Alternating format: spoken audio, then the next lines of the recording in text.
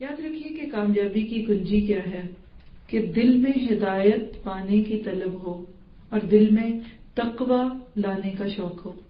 جتنا زیادہ ہم دل میں تقوی لاتے رہیں گے اتنا ہدایت ملے گی. آپ کیسے کہتے ہیں کہ لوگ قرآن پڑھ کے ٹھیک ہو جاتے ہیں؟ کیا مسلمان آج قرآن نہیں پڑھتے؟